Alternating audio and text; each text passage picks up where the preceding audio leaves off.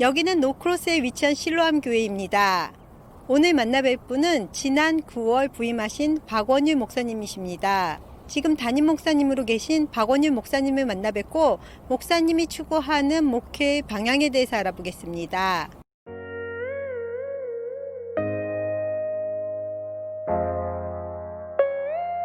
목사님 소개 부탁드립니다.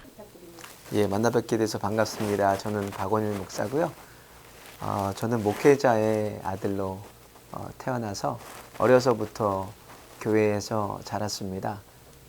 사춘기 시절에 잠깐 방황할 때도 있었지만 어렸을 때 신앙교육으로 받은 믿음의 자리로 더 큰 간증을 가지고 돌아오게 됐습니다.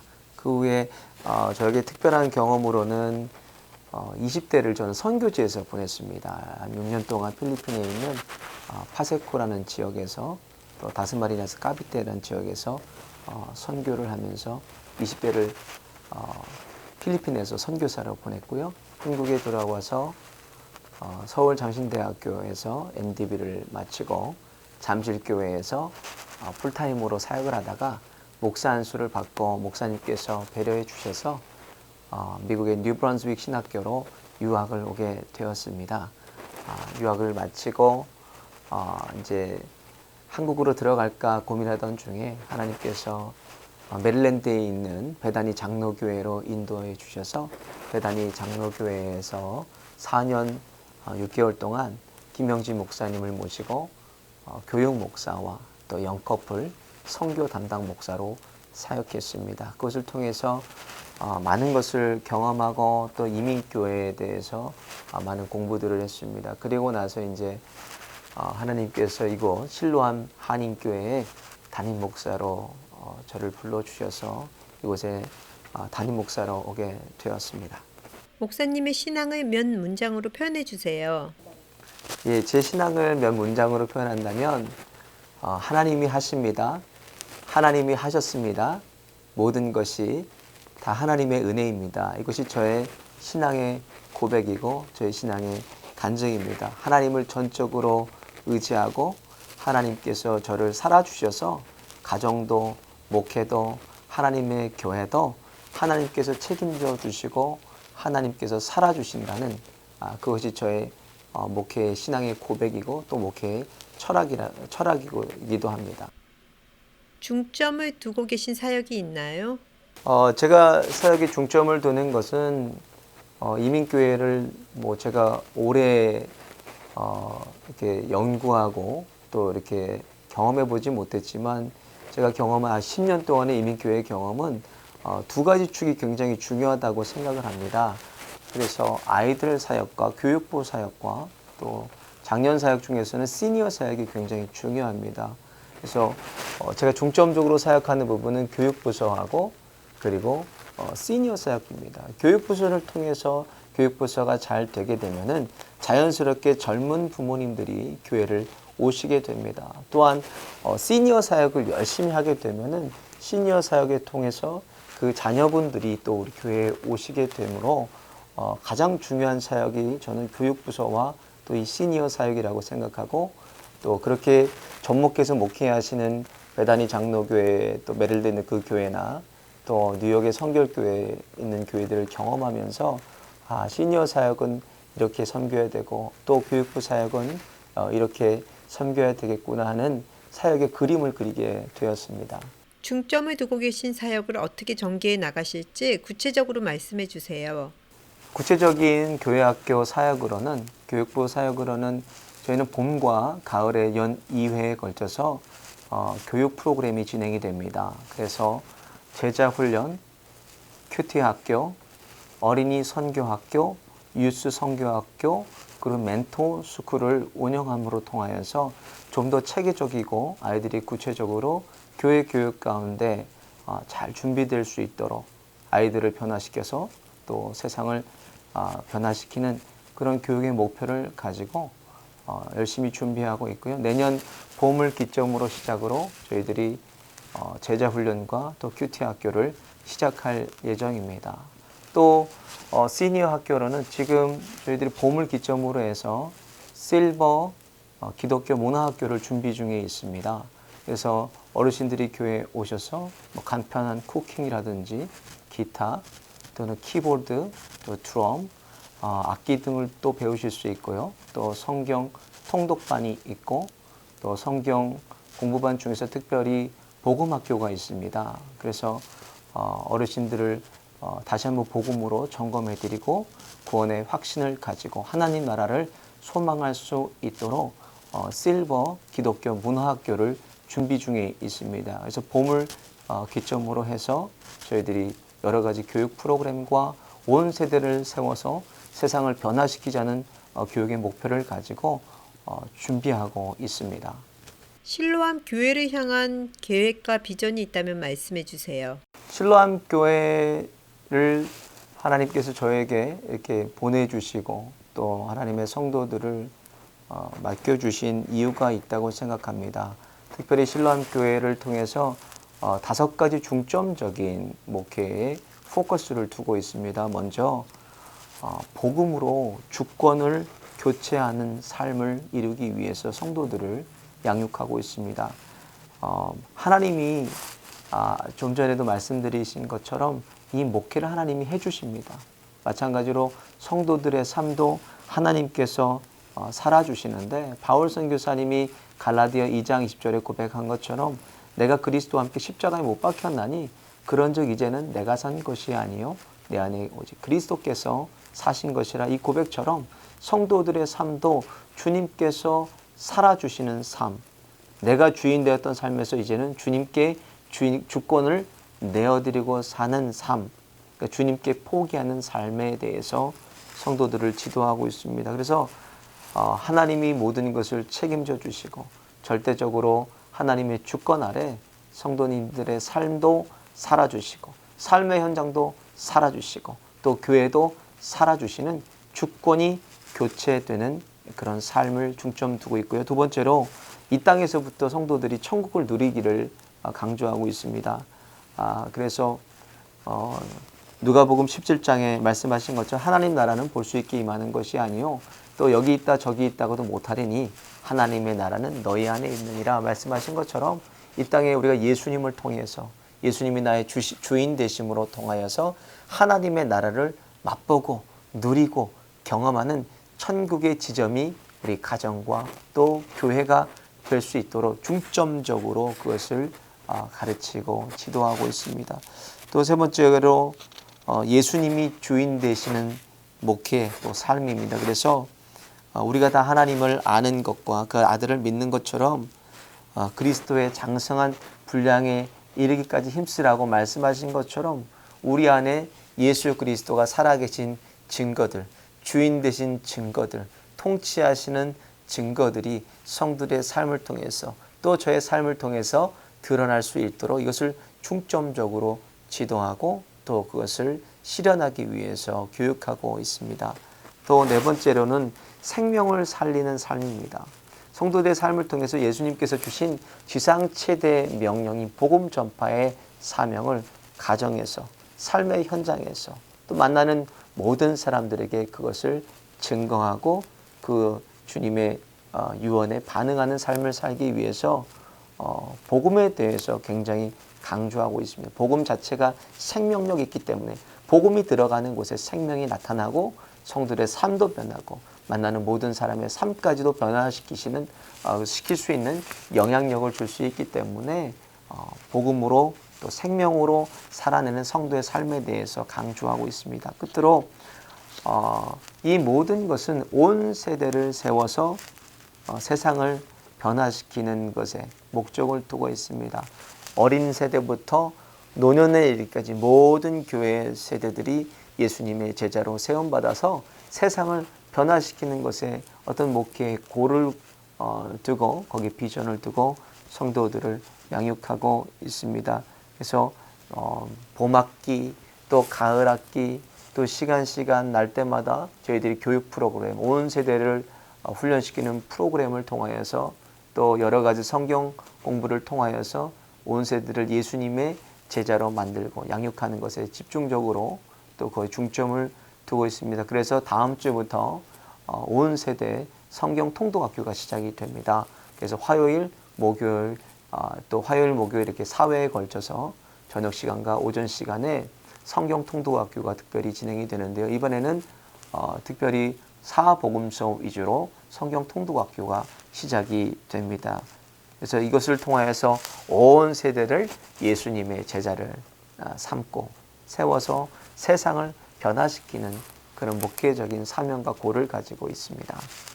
올해 표인 성경이 중심이 되는 교회에 대한 실행 계획을 얘기해 주시겠어요? 네, 저희 교회 올해 표어는 성경이 중심이 되는 교회입니다. 그 표에 맞춰서 6가지 실천 방안을 저희들이 집중적으로 이것을 실행해 나가고 있습니다. 먼저 몸된 교회를 통해서 날마다 구원받는 성도를 더하는 교회입니다. 하나님의 말씀 안에 생명이 있기 때문에 그 말씀이 들어가는 모든 곳에는 생명력이라는 것이 나타나게 됩니다. 그래서 생명력이 나타나게 되는 곳에는 생명의 열매들을 거두게 되는데 예수님께서 말씀하신 것처럼 요한복음 10장에 말씀하신 것처럼 생명을 풍성케 하기 위해서 오셨다고 말씀하셨습니다. 그것처럼 성도들의 또 삶을 통해서 하나님의 말씀이 중심이 되고 그 말씀에 생명력이 있기 때문에 하나님 말씀이 성도들의 삶과 또 성도들을 만나는 모든 사람들에게 만나는 모든에게 생명력으로 나타나서 날마다 구원받는 성도를 더하는 교회가 되기 위해서 그것을 우리가 삶을 통해서 매일매일 실천하고 있습니다. 두 번째로 예배의 삶을 강조하고 있습니다. 하나님의 말씀이 들어가는 성도들은 반응하게 됩니다. 어떤 반응을 하는 생명의 반응들이 예배를 통해서 나타나게 됩니다. 그래서 예배의 삶을 통해서 주님이 주신 말씀, 그 말씀의 생명력이 드러나게 되는데 예배가 살아나면 모든 게 다 살아납니다. 성도들의 삶도 살아나고 성도들의 일터의 삶도 또 교회도 이 예배를 통해서 살아나게 되는데 저희 교회는 이 예배를 다양한 그런 플랫폼으로 또 형태로 예배를 드립니다. 뭐 예전적인 예배, 문화적이고 신앙이 고백이 담긴 예배, 이것을 통해서 전통적이면서도 현대적인 예배를 나누어서 또 예배 특성에 맞춰서 예배를 올려드리고 있고요. 예배의 삶을 통해서 하나님을 만나고 그 안에 주신 말씀으로 생명력이 풍성해지기 위해서 그것에 집중적으로 저희들이 거기에 맞춰서 반응하고 있습니다. 세 번째로는 이제 선교에 대한 부분입니다. 말씀이 중심이 되고 성경이 중심이 되는 교회 안에 나타나게 되는 가장 큰 특징이 생명력이 나타나니까 그 생명력은 또 선교로도 드러나게 됩니다. 예수님께서 남기신 지상 최대의 명령, 땅끝까지 복음을 전파라는 그 유언에 저희 교회가 반응하여서 성도들의 삶을 통하여서 전도와 선교 지향적인 그런 교회가 되기 위해서 애쓰고 있습니다. 그래서 어린이 선교학교라든지 또 청소년 선교학교, 어른들 또 장년 선교학교 등을 활발하게 진행하고 있습니다. 그것을 통하여서 예수님께서 주신 지상 최대 명령에 반응하며 생명을 풍성하게 하는 교회가 되는 것에 중점적으로 사역을 하고 있습니다. 네 번째로는 사랑을 실천하는 공동체라는 것을 우리가 삶을 통해서 증거하고 있는데요. 예수님께서 내 이웃을 내 몸같이 사랑하라고 말씀하신 것처럼 그 계명을 이루기 위해서 온 교회의 위원회와 또 성도들의 삶 속에서 지역사회 가운데 또 소외된 이웃을 찾아가고 또 그들에게 가장 필요한 복음을 전하는 일에 교회가 앞장서고 있습니다. 그래서 매주 목요일마다 또 전도대가 또 나가서 복음을 증거하고 또 찾아다니면서 지역사회에 소외된 이웃을 또 돕는 그런 역할들을 감당하고 있습니다. 또 마지막으로 교회가 추구하는 것이 뭐냐면 온 세대를 세우는 교육. 성경이 중심이 되는 교회가 되기 위해서는 온 세대 가운데, 온 교회 가운데 하나님의 말씀이 있어야 됩니다. 그래서 각 온 세대 부서별로 또 크게는 작년과 또 이렇게 교회 학교로 나눠져서 DTS라 그러는 제자 훈련과 또 QT 학교, 성경 통독학교, 선교학교, 멘토 학교를 진행하고 있습니다. 추후 앞으로 또 아버지, 어머니 학교도 계획하고 있습니다. 그래서 온 세대 가운데 하나님의 말씀으로 바르게 세워져서 그 말씀에 영향력, 곧 생명의 생명력을 만나는 모든 사람들에게 또 증거하기 위해서 온 교회가 힘쓰고 있습니다. 목사님의 신학이나 목회에 영향을 주었던 사건이 있었다면 말씀해 주세요. 네. 저에게 가장 큰 영향력을 주고 또 제가 또 이렇게 목회자가 될 수 있는 길을 열어주셨던 사건은 제가 20대 초반에 만났던 한 선교사님의 삶을 통해서 제가 변화되게 되었습니다. 아무 생각 없이 필리핀이라는 곳에 이제 방문했다가 우연히 한 선교사님을 만나게 됩니다. 여러분들 너무나 잘 아시는 신승철 선교사님이라는 분을 만나게 됩니다. 그 선교사님의 삶을 통해서 제가 선교사의 비전을 받고 또 영혼을 사랑하는 그 하나님의 마음을 그 선교사님을 통해서 보고 느끼게 됩니다. 그 당시에 필리핀에서 가장 가난했던 지역인 파세코라는 이거는 땅도 아니고 뚝방에다 나무집을 짓고 사는 사람들이었는데 그 선교사님이 그곳에 한 교회를 개척하셔서 당시에 이제 목회를 하실 때였습니다. 선교하실 때였는데 거기는 정말 차마 눈뜨고 볼 수 없는 그런 곳이에요. 얼마 전에 이제 영화로도 나왔죠. 파세코의 아이들이라는 영화가 나왔는데 그게 처음 교회가 세워질 때 그 선교사님이 교회를 짓고 계셨습니다. 저는 그때 아무것도 아니었고요. 그래서 잠깐 방문했던 사람이고 해서 너무 안쓰럽고 선교사님이 힘들게 선교하고 계셔서 여기 집 다 지을 때까지, 교회 다 지을 때까지 제가 선교사님 돕겠습니다 라고 약속을 해서 한 3개월 정도 생각을 하고 있게 됐는데 그것이 결국 6년이나 있게 됐습니다. 그래서 선교지를 통하여서 저는 무엇보다 하나님의 마음을 깨달았습니다. 하나님이 얼마나 영혼들을 귀하게 생각하시고 우리를 사랑하시는지 그 선교지의 삶을 통하여서 하나님의 마음을 느끼고 그 마음을 가지고 지금까지 달려오게 되었습니다. 코비드-19이 빨리 종식될 것 같지 않은데 인터뷰 마지막 질문으로 한 말씀 부탁드립니다.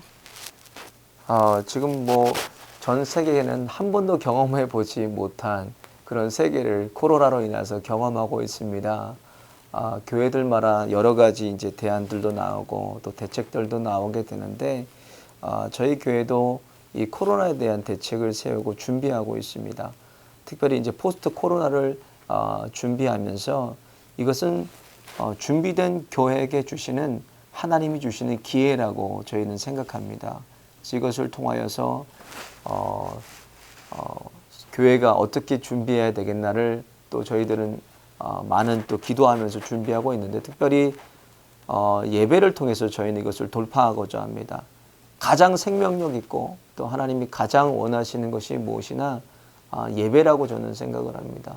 이 예배 가운데 성령의 임재가 있고 예배 가운데 하나님의 계심을 우리가 경험한다면 팬데믹이 와도 어떤 환경이 와도 이것을 우리가 예배로 돌파할 수 있다고 생각합니다. 이것을 통해서 성도들에게 나타나는 여러 가지 현상들이 있지만 저희 교회도 이렇게 여러 가지 조사들을 통해서 살펴보는 결과로 가정에서 온라인 예배로 드리기가 너무나 어렵다는 결과와 결론을 내게 되었습니다. 예배 드리다가 물도 먹으러 가고 예배 드리다가 그냥 화장실도 갔다 오시고 그러면서 집중이 많이 안 되신다고 또 그러는 성도들도 계시고 특별히 이제 점점 가난한 성도들이 많아집니다. 안 나가 성도들이죠. 특별히 집에서 이렇게 온라인으로 예배 드리고 교회 가지 않아도 편안하고 안락한 예배를 드리는 그런 예배들이 메인스트림을 이룰 것입니다. 그것을 돌파할 수 있는 방법은 하나님께 나오는 방법밖에 없습니다.